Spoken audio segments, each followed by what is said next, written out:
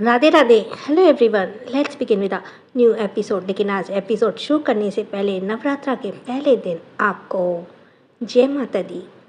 और आप किसी और रिलीजन से बिलोंग करते हैं तो आप वह भी बोल सकते हैं। So let's start. कहानी अब तक में वही काफ़ी सारे लोग जिन्होंने एक अलग तरह की यूनिफॉर्म पहनी हुई थी, जिसे देखकर ही लग रहा था कि वे किसी स्पेशल आर्मी के लोग हैं। उन्हें अपने हाथों में खतरनाक वेपन्स पकड़े हुए थे और चेहरे को किसी ब्लैक कलर के पेंट से अजीब तरीके से मार्क बनाए हुए थे। सदे कदमों के साथ उसे मैंशन की तरफ बढ़ रहे थे। उस मैंशन के आसपास भी कड़ा पहरा था। यह आइलैंड किनारे से इतना दूर था कि शायद ही किसी की नज़र में आता हो। चॉपर की तेज़ आवाज़ सुनकर वहाँ सभी पहरेदार एकदम अलर्ट हो गए थे।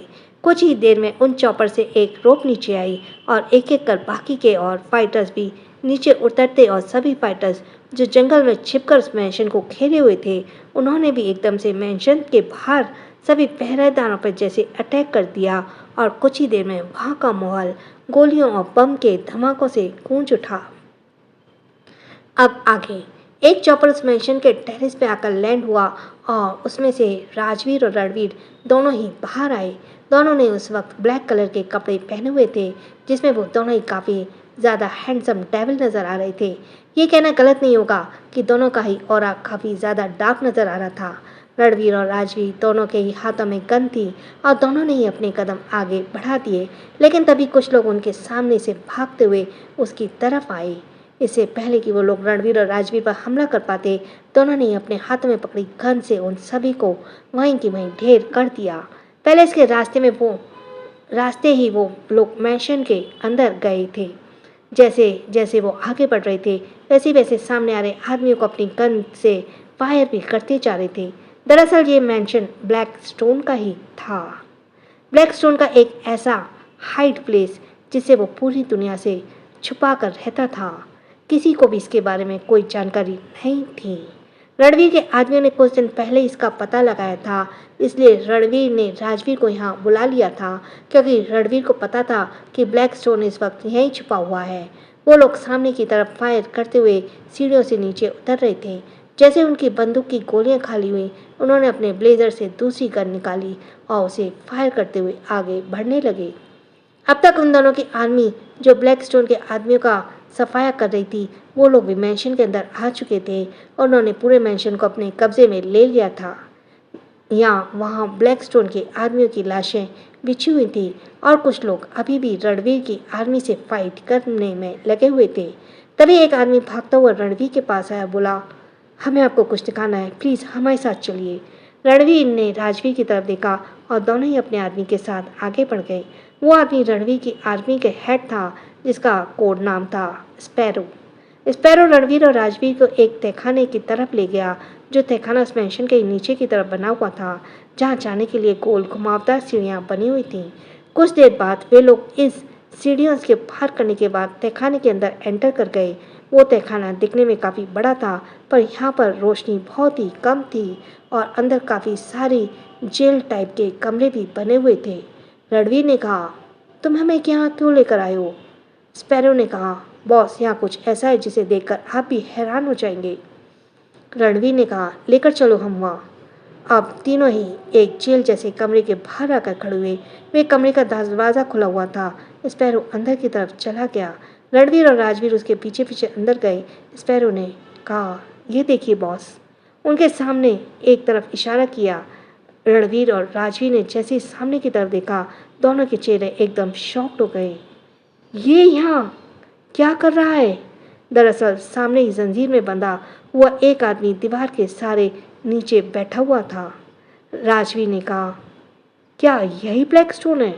रणवीर ने कहा, हाँ, पर यह मुझे कुछ अजीब क्यों लग रहा है? राजवीर ने कहा, इसे यहाँ से लेकर चलो, बाकी का हमें आगे जाकर पता चलेगा। रणवीर ने स्पैरो को ऑर्डर देते हुए कहा, लेकर चलो इसे। स्पैरो ने कहा, जी बॉस। ये कहकर स्पैरो उस आदमी की तरफ बढ़ गया। 2 दिन बाद माही बालकोनी में बैठे कुछ अपने कोई बुक पढ़ रही थी। आज भी उसे नींद नहीं आ रही थी और उसने अपने दिल में एक अजीब सी बेचैनी हो रही थी। पता नहीं क्यों आज उसका दिल रणवीर को कुछ ज़्यादा ही याद कर रहा था, इसलिए वो बाहर बालकोनी में आकर बैठ गई। रात का काफ़ी वक्त बीत चुका था और उसकी आंखों में बिल्कुल भी नींद नहीं थी। आखिरकार थक कर उसने बुक को साइड में रखा और खड़ी होकर बालकनी से सट कर खड़ी हो गई और सामने आसमान की तरफ देखने लगी। माही के इस वक्त डार्क नेवी ब्लू कलर की सिल्क का नाइट सूट पहना हुआ था। उसने सिल्की बाल खुले हुए थे जो वहाँ चल रहे मंद मंद हवाओं में हल्की हल्की लहरा रहे थे। वहाँ की हवा को महसूस कर माही ने अपनी आंखें बंद कर ली। ये हवा जैसे उसके बेचैन दिल को राहत पहुँचा रही थी। फिर उसने आंखें खोलकर जैसे ही सामने गार्डन की तरफ देखा तो अचानक उसकी आंखों में चमक आ गई और वे फेस पर बड़ी सी स्माइल उसके मुंह से धीरे से निकला। वाओ!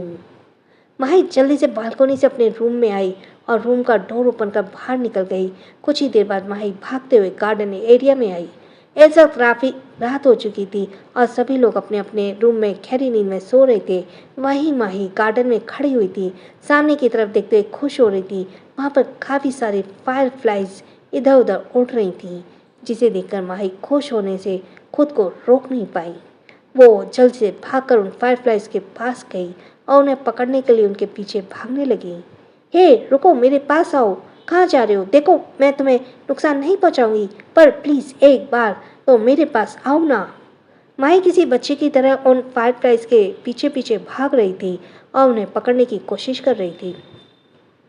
आखिरकार इतनी मेहनत के बाद माही ने एक फायरफ्लाइज को अपनी हथेलियों में पकड़ लिया। माही ने धीरे से अपनी हथेली को खोलकर देखा तो एक फायरफ्लाई उसकी हथेलियों के बीच में बाहर निकलने का रास्ता ढूंढ रही थी।